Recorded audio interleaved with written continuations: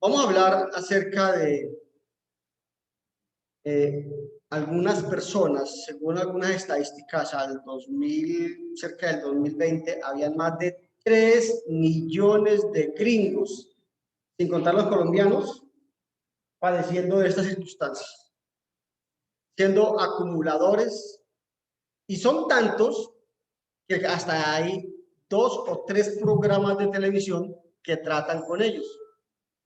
Y el clip que quiero presentar es una parte muy corto de una circunstancia similar.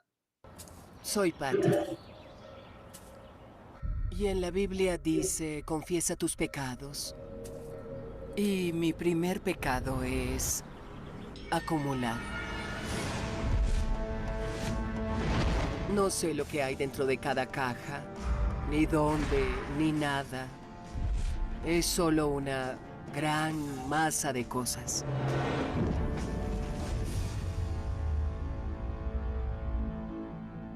Soy Chris y Patty es mi madre. Me fui de la casa a los 17. Decidí huir de esa situación y seguir con mi vida. Soy Sean, Patty es mi madre. Dormí en 4 lugares distintos de la sala a lo largo de los años. En cierta época dormí en la tina. Viví con mi madre hasta los 19 años. Y decidí mudarme.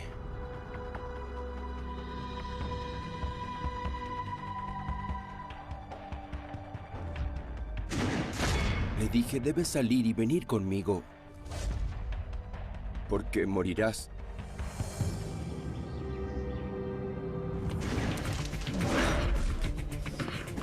Dejaron a un lado sus problemas personales. Hacen justo lo que se necesita para apoyar a su madre, para limpiar esta casa. Se esfuerzan.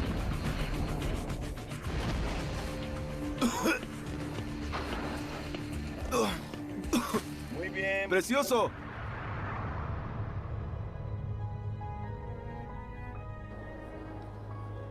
Es hora de que Patty enfrente aún más sus demonios. Le hemos traído objetos asociados con su ex esposo. Hablemos de eso. Es una jarra de cerveza del año 90, que fue cuando él volvió a beber y todo volvió a desmoronarse. No oigo nada positivo mientras hablas de esta jarra. No trae ningún recuerdo feliz.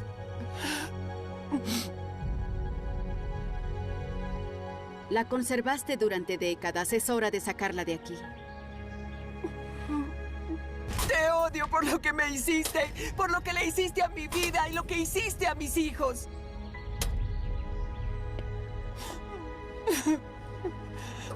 Cuando destrozó la jarra, halló una forma de liberar ese dolor que tanto temía enfrentar. La verdad es magnífico ver cómo esta familia se une y comienza a aprender que puede expresar cualquier emoción y que eso no está mal. Están agotados. Trabajaron muy duro. Si la doctora Sasio no les hubiera enseñado a hablar entre sí y a trabajar juntos, no habría sido posible limpiar la casa. Levanta la cabeza. ¿Qué te parece? Es preciosa.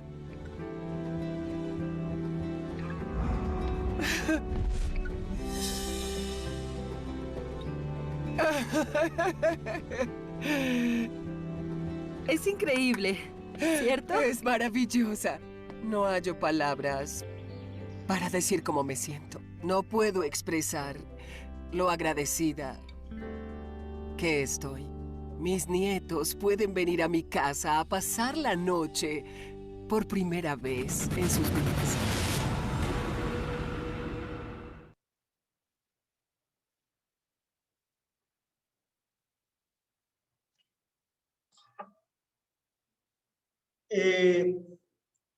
Una parte de esta serie es llamar este programa acumuladores enterrados vivos.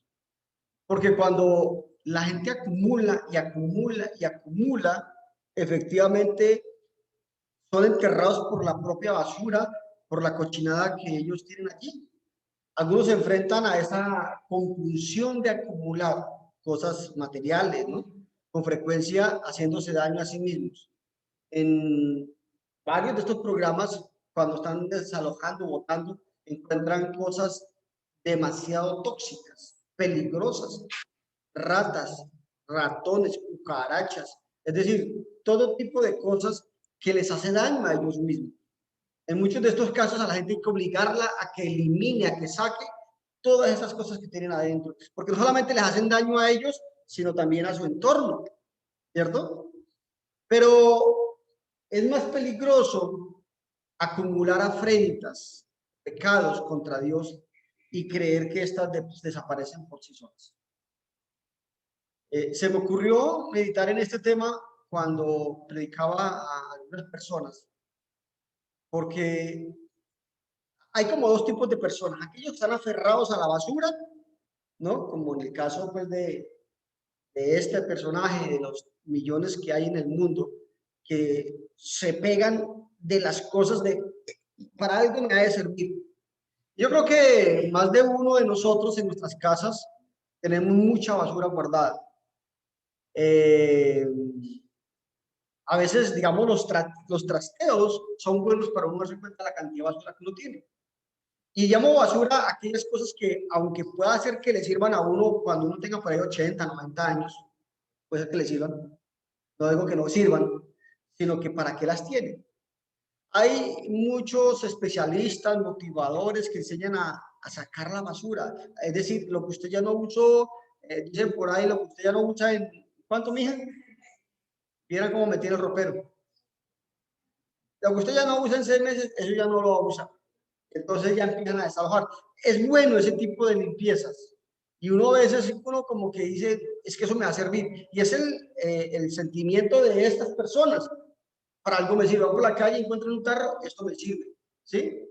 Entonces, no, es que yo vi un video que usted coge el tarro, lo corta aquí así, y entonces lo voltea al revés, entonces le mete el huequito y entonces le sirve una matera. Y ahí lo guarda y de pronto algún día, al pasar de los años, hace la matera, pero lo guardó, etcétera, etcétera. Entonces la gente se aferra a la basura y no quiere salir de ella. En estos casos, pues obviamente es una enfermedad mental, es un caso de una obsesión. Pero seguramente usted en su casa también tiene guardada muchas cosas que no usa y que cree que le va a servir algún día en su vida y que seguramente jamás la va a utilizar. Este hombre aferraba a su basura. Y así debe vernos a nosotros Dios cuando nosotros sacamos la basura en nuestra vida.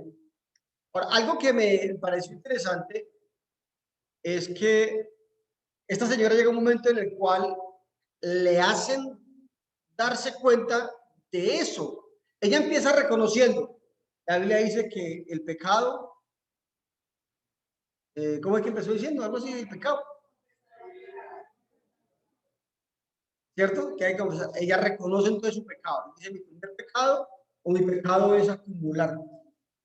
Isaías 59, versículo 12, en la nueva traducción viviente, dice, pues nuestros pecados se han acumulado ante Dios y testifican en contra de nosotros.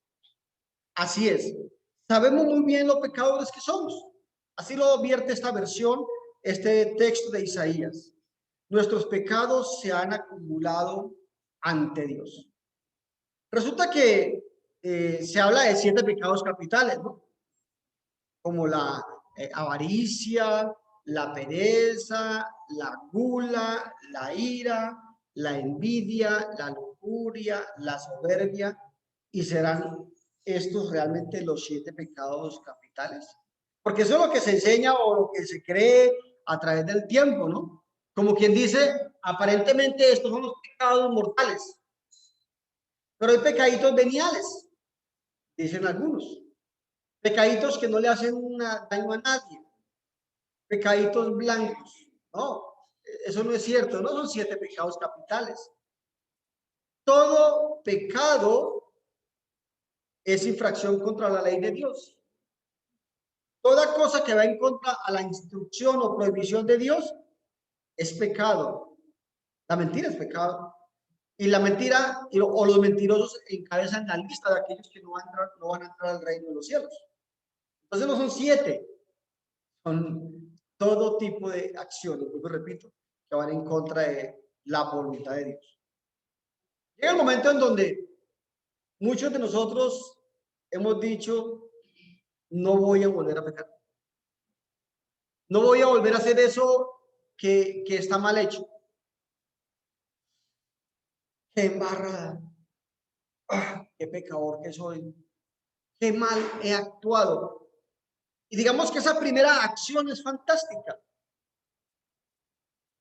¿A partir de qué edad uno empieza a acumular pecados?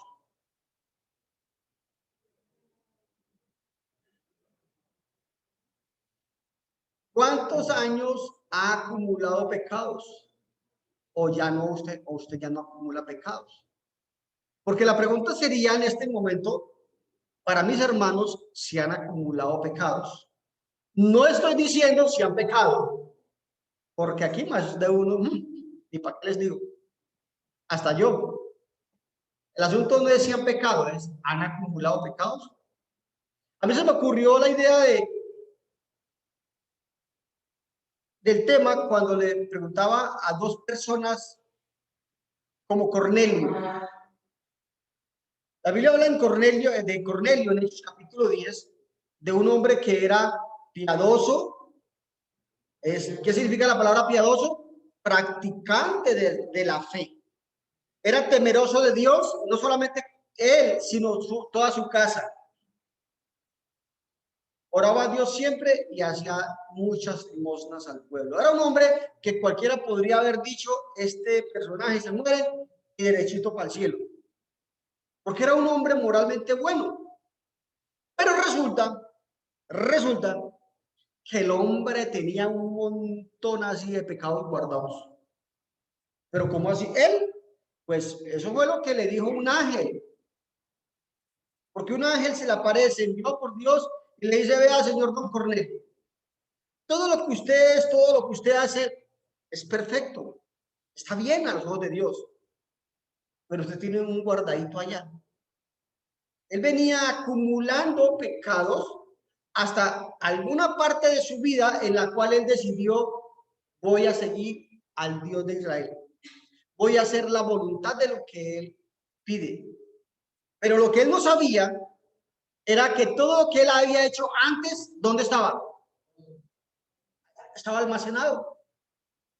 Así es que el ángel le dice, vea Cornelio, todo lo que usted ha hecho es bueno delante de los ojos de Dios, tus oraciones, tus limosnas, eso está bien.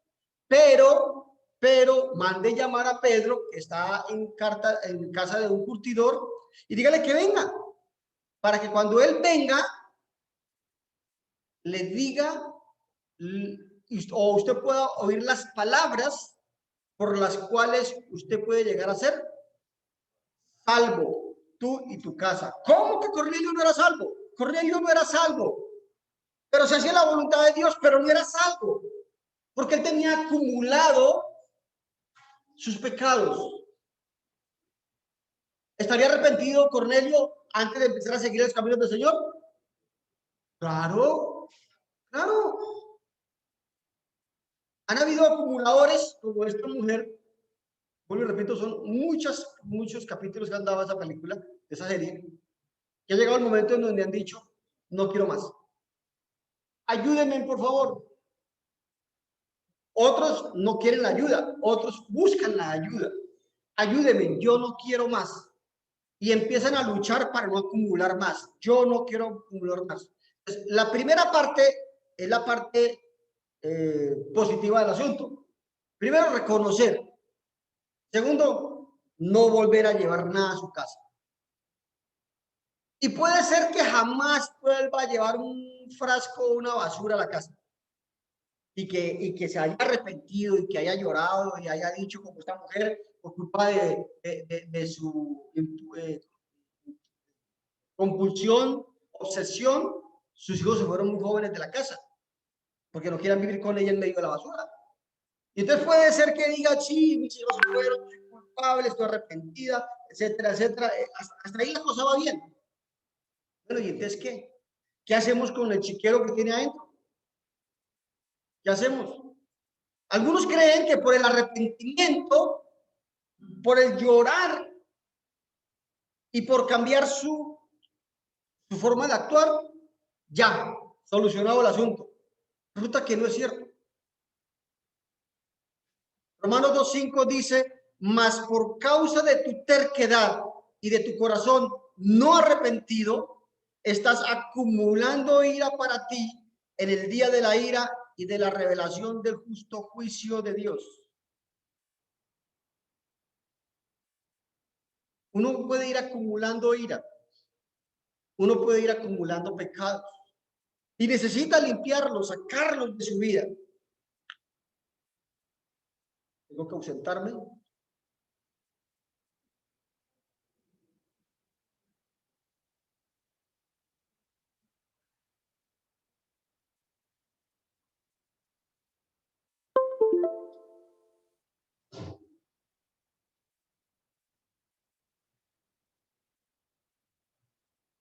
Tenemos una pequeña falla técnica, les pido un momento, disculpen.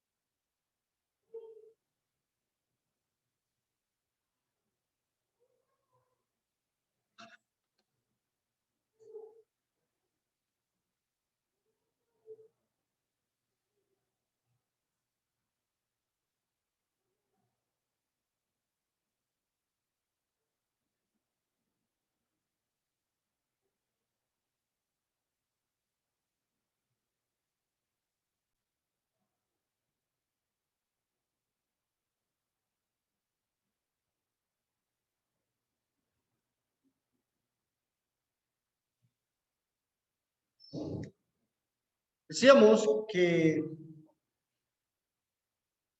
esta es la posición de aquel que no quiere cambiar, pero que igual sigue acumulando ira para el día de la ira. ¿Qué será el día de la ira? El día del juicio.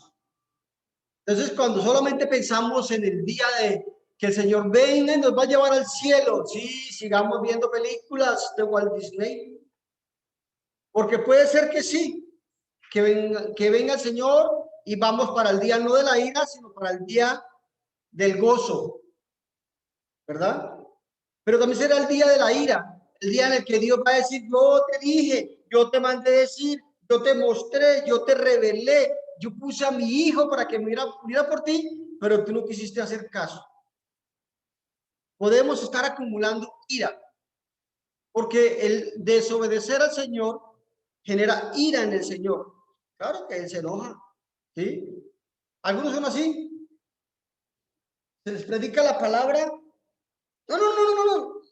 Yo ya sé de Dios. Yo sé que Dios es misericordioso. Yo sé que Dios, porque yo lo declaré y porque en el nombre del Señor yo ya soy salvo cuando lo recibí como mi Señor y Salvador personal. Además de todo, yo no volví a pecar. Y está equivocado, lo han engañado y está completamente convencido que es hijo de Dios, pero sus pecados siguen en él. Están acumulados, porque la Biblia nos dice que por arrepentirme y retirarme de los pecados, lo que yo había hecho antes desaparece. La única manera para que eso pase es que usted tenga que barrer su casa, no por su voluntad, sino por la gracia de Dios y de la manera que Dios lo ha mandado. Él sigue atado, porque todos sus pecados que ha cometido o había cometido hasta el momento en que dejó, entre comillas, de acumular, ahí están guardaditos. Solamente hay una manera de librarnos de esta esclavitud. Juan 8:34, Jesús dice, de cierto os digo que todo aquel que hace pecado, esclavo es del pecado. Ahora, con relación al pecado, ¿qué ha mandado Dios? ¿A entristecerse o a arrepentirse? Esta mujer estaba entristecida por todo lo que había pasado en su vida a causa de esa confusión, a causa de las consecuencias que había tenido. Ah, sí, se arrepintió también. Sí. Pero una cosa es entristecerse y otra cosa es arrepentirse. Y según el diccionario del señor Webster, dice que entristecerse es sentir o expresar el dolor o la tristeza por los pecados o los delitos. Llora amargamente por lo que hizo. Uy, Señor, listo, tan triste. Pero ¿qué será arrepentirse? Según el mismo diccionario, es dejar el pecado y dedicarse a la modificación, a modificar, a cambiar su propia vida. Yo puedo decir que soy hijo de Dios porque creo en Él, porque me arrepentí y porque dejé de lado el pecado. Eso no es cierto. Es parte del proceso. ¿Cuál de estos dos cumple con el arrepentimiento bíblico? El segundo, ¿verdad? Porque la Biblia llama al arrepentimiento, sí, pero es que hay que entender lo que Dios quiso decir cuando habló del arrepentirse. Hechos capítulo 14, versículo, no me acuerdo, 16, si no estoy mal, dice, Dios ha dejado a todas las gentes andar en sus propios caminos y aún así no se dejó sin testimonio, dándonos lluvia del cielo, tiempos fructíferos y llenando de alegría y sustento nuestros corazones. Hacíamos lo que nos daba la gana y aún así nos iba bien. Pero Hechos 17:30 dice, pero ahora manda a todos los hombres en todo lugar a que se arrepientan. ¿Por qué? Por cuanto ha establecido un día en el cual juzgará a los vivos y a los muertos por aquel varón. Ese día está establecido. Ahora, cuando Dios dice arrepiéntete, no es, oh Señor, arrepentido, me voy de rodillas a las 3 cruces, hasta Buca, me voy caminando. No, eso no es arrepentirse. Arrepentirse implica un reconocimiento del error y hacer lo que tenga que hacer para enmendar. Cuando Ezequías llega al trono, tenía 25 años, un jovencito, más joven que Miguel Ángel. Miguel Ángel está viejo. ¿Cuántos años tiene usted, hermano? ¿Cuántos? Muy largo. 25 tenía Ezequías cuando llega al reino. Y lo primero que hace Ezequías es limpiar el templo. El templo había sido profanado a través por medio de otros reyes que habían habido antes de él. Y dice, en el primer año de su reinado, en el mes primero, abrió las puertas de la casa de Jehová y las reparó. E hizo venir a los sacerdotes y levitas y los reunió en la plaza oriental y les dijo, oídme levitas, recuerden los sacerdotes, santificaos ahora y santificad la casa de Jehová, el Dios de vuestros padres, y sacad del santuario la inmundicia, esa en otras versiones la basura, porque la habían llenado de cosas que no tienen nada que ver con el servicio a Dios. Porque nuestros padres se han rebelado y han hecho lo malo ante los ojos de Jehová nuestro Dios, porque le dejaron, apartaron sus rostros del tabernáculo de Jehová y le volvieron las espaldas. ¿Qué fue lo primero que tenían que hacer los levitas? Limpiar.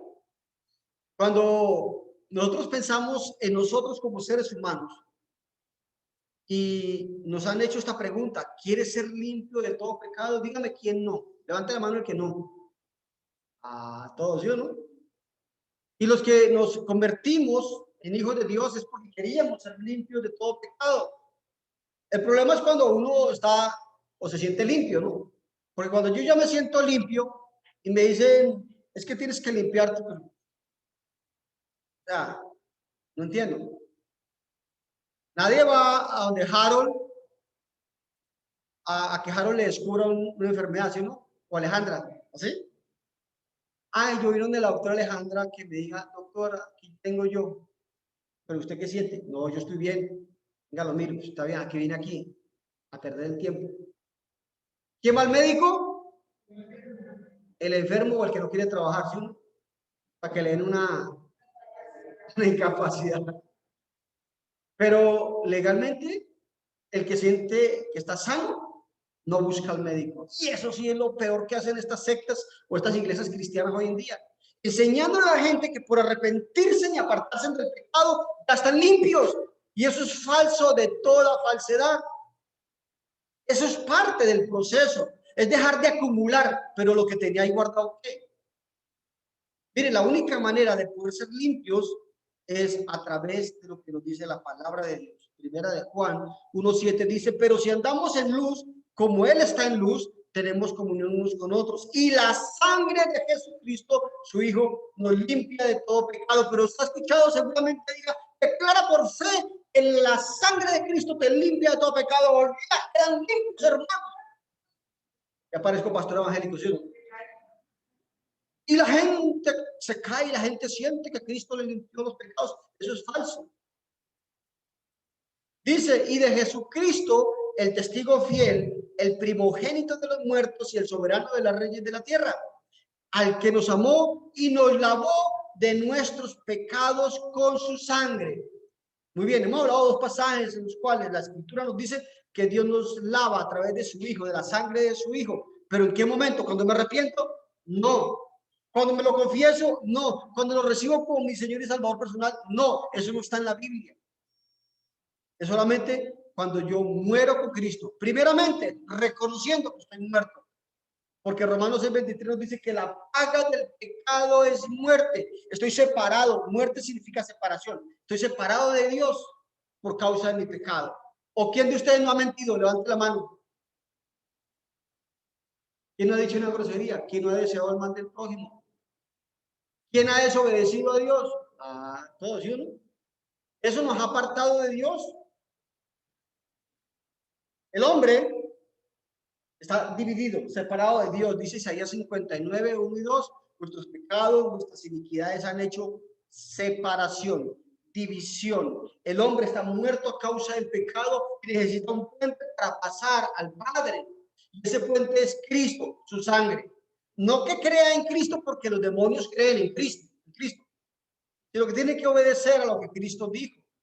Y lo primero que el Señor dice, usted tiene que reconocer que ha pecado. Reconocer que tiene guardado en su corazón todo lo que hizo antes. Puede ser que ahora ya no, pero lo tiene guardado. Proverbios 28:13 dice, el que encubre sus pecados no prosperará.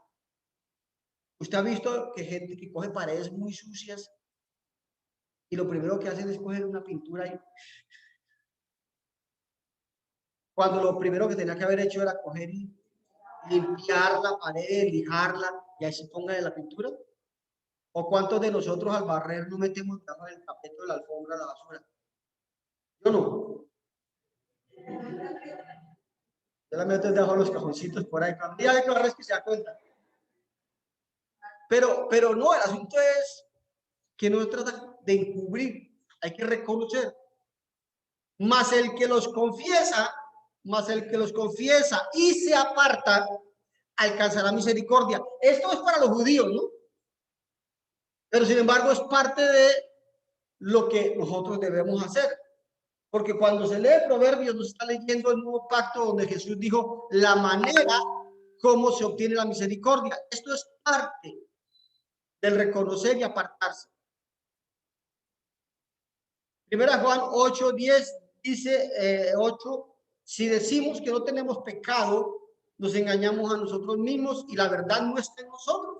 Si confesamos nuestros pecados, Él es fiel y justo para perdonar nuestros pecados y limpiarnos de nuestra maldad. Para que Dios pueda limpiarnos, tenemos que reconocer nuestros pecados, confesárselos es a Él, obviamente no al ser humano, no es al hombre.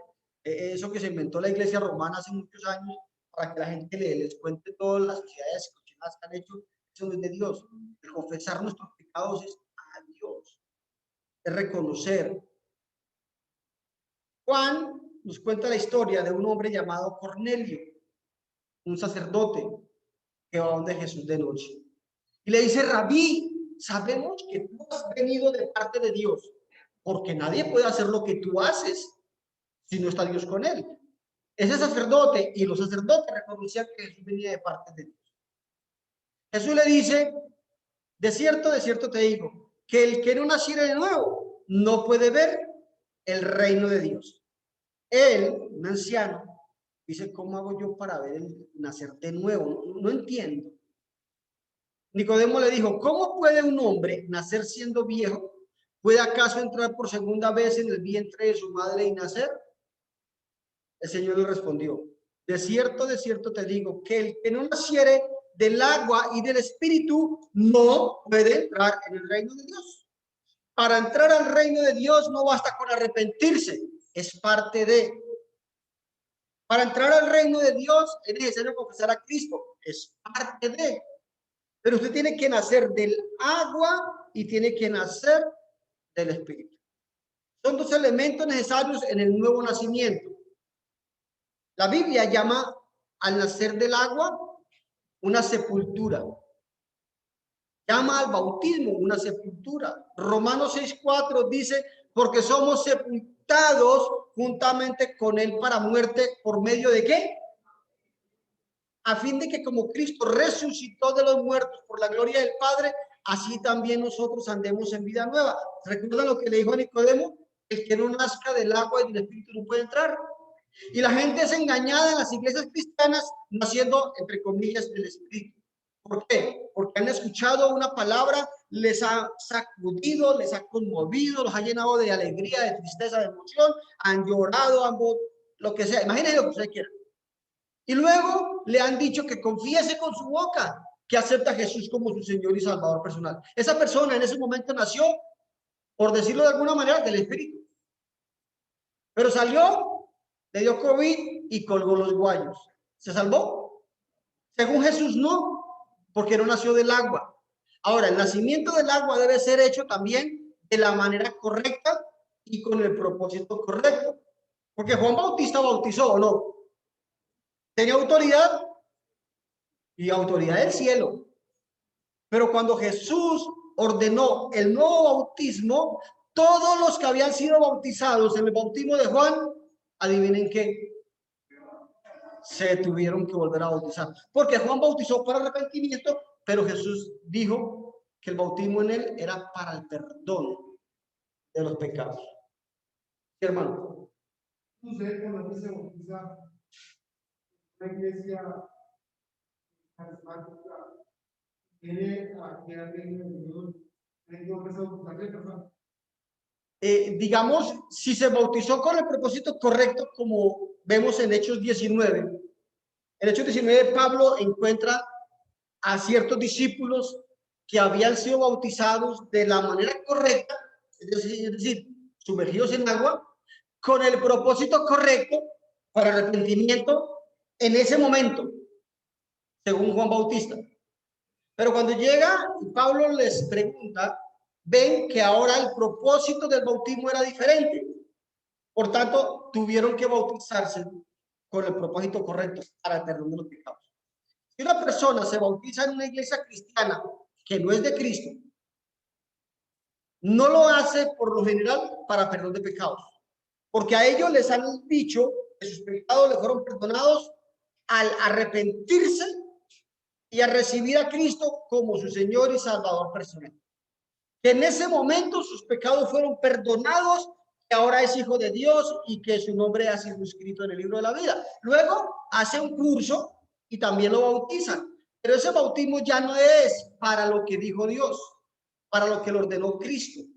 ¿Por qué? Porque ¿quién se estaría bautizando? Un cristiano, entre comillas.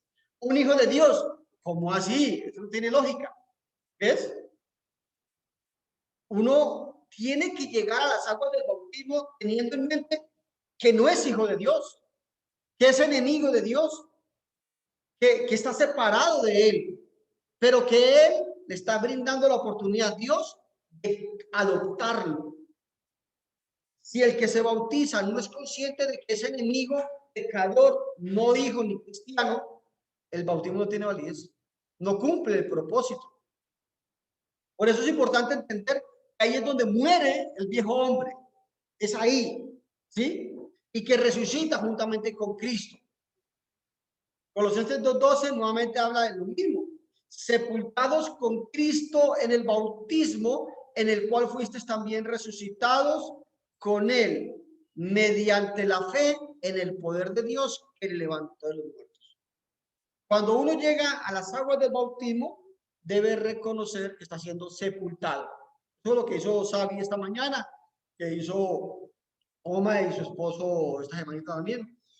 murieron con Cristo, fueron sepultados. Solamente al salir del agua se convirtieron en hijos de Dios, no antes, en ningún momento. Eso es lo que me enseña la palabra del Señor.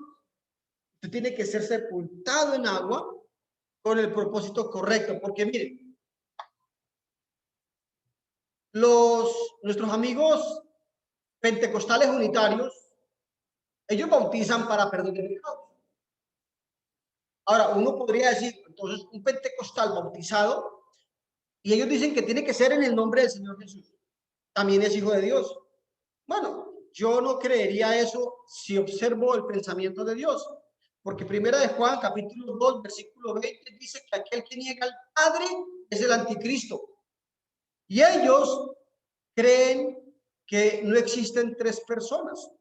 Ellos dicen que Jesús se manifiesta en forma de Padre y que luego vino y se manifestó en forma de Espíritu, y que, de Hijo, y que luego se manifestó en forma de Espíritu Santo, pero que no son tres. Niegan al Padre y niegan al Espíritu Santo. ¿Cómo puede un bautismo en una doctrina hereje como esa convertir a alguien en hijo de Dios? Jamás. La doctrina no es la doctrina del Señor Jesucristo. Es una doctrina pentecostal. ¿Ves? ¿Cómo el bautismo de un testigo de Jehová que no cree que Jesucristo es Dios va a ser válido? El bautismo tiene que ser con la doctrina correcta y el propósito correcto. Si no, no cumple el propósito. ¿Qué doctrinas existían en la época de la iglesia primitiva? Yo siempre he dicho, los primeros cristianos la tuvieron entre comillas fácil, porque o predicaban a Moisés o predicaban a Jesús. No, hoy en día multitudes predican a Jesús, pero como bien lo decía el apóstol Pablo, a otro Jesús, porque el Jesús pentecostal, adventista, mormón, presbiteriano, puentellano, y podemos estar más de 2000, es un Jesús diferente para cada uno de ellos, porque cada uno de ellos tiene su propia doctrina, sus propios reglamentos. ¿Quién tiene la verdad? Las Escrituras.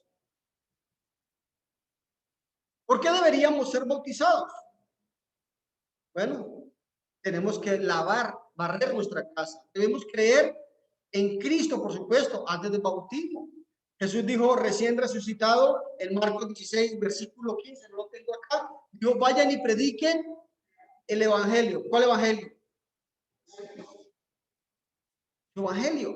Hoy en día tendríamos que decir, bueno, evangelio, el diccionario, ¿no? Entonces el diccionario va a decir, evangelio es la norma o el evangelio o la doctrina es el dogma de X o Y grupo religioso.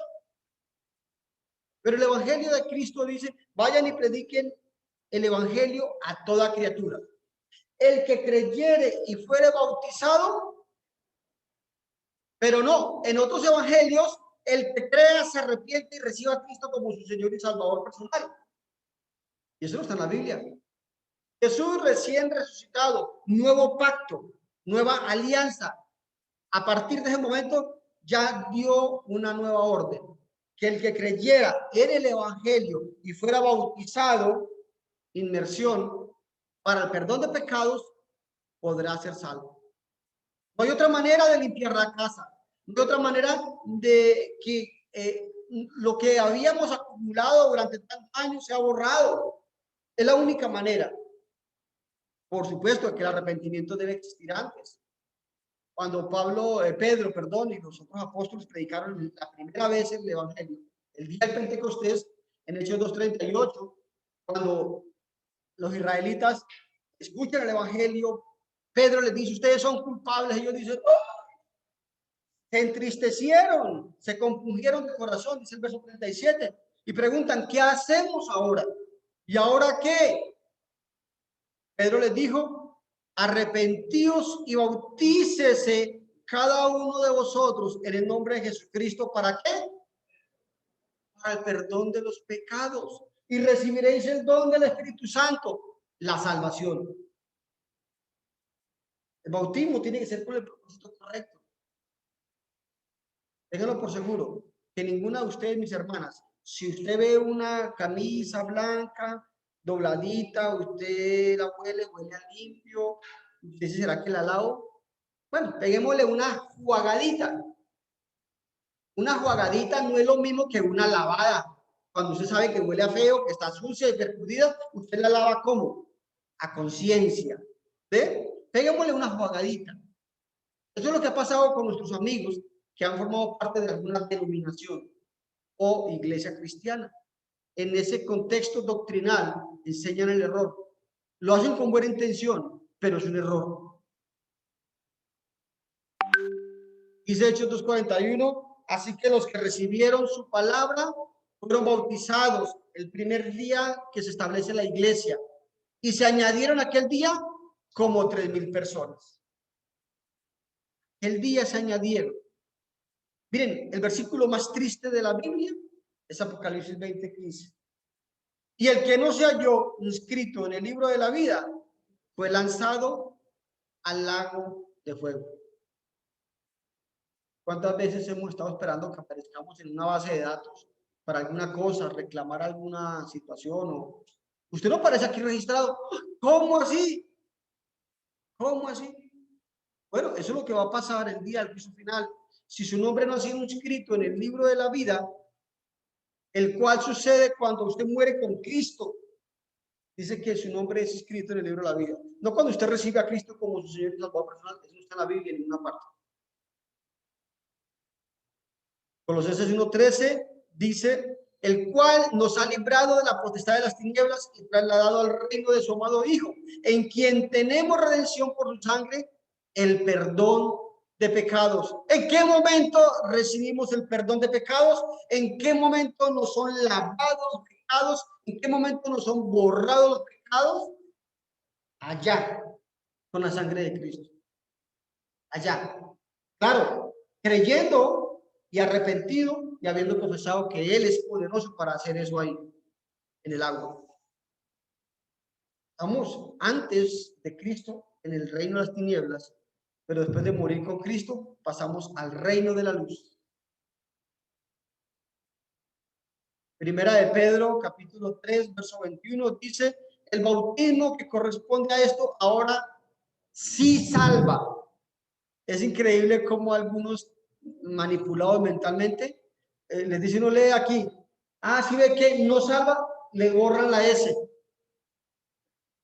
Le borran la S y yo, venga, lea bien. No, es que el bautismo no salva. El que salva es Cristo. Sí, pero ¿a través de qué? El bautismo. No hay otra opción. Nacer de nuevo implica barrer la casa. ¿Sí? El templo de Dios bajo el nuevo pacto. Ahora, si usted, como sabe, que ya murió Oma y Juancho y todos los que hemos nacido de nuevo, ahora tenemos un nuevo templo, así como este rey del cual hablábamos hace un momento. ¿No sabéis que sois templo de Dios y que el Espíritu de Dios mora en vosotros? Si alguno destruyere el templo de Dios, Dios le destruirá a él, porque el templo de Dios, el cual sois vosotros, santo es. Hemos quedado más blancos que la nieve cuando salimos del agua. Nuestros pecados nos fueron perdonados o serán perdonados cuando salgamos del agua. Y ahora tenemos que, como esta mujer en el video, se sorprendió cuando vio su casa limpia, bonita, amoblada, decorada, ¿verdad?